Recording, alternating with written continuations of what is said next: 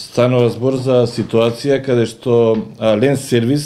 почнува со конкретна работа, инвестира во опрема, во луѓе, објавува конкурси, вработува лица за кои што бара само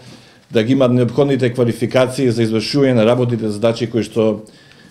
тамо би ги имале на што повисоко и попрофесионално ниво, при тоа без да води сметка за нивната националност или верска или друга било каква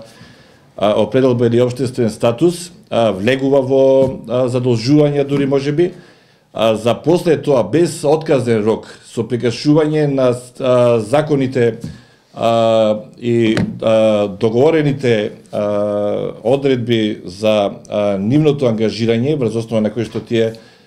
биле ангажирани тамо, во неработен ден им се откажува било каква понатамошна соработка. Тоа е едната работа која што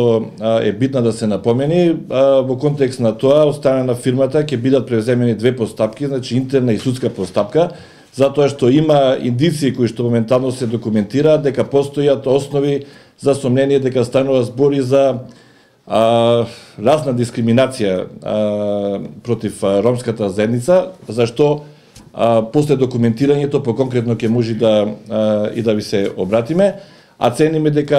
покрај тоа што ненадоместлива штета е направена на фирмата за која што ќе бара секако правна разврска,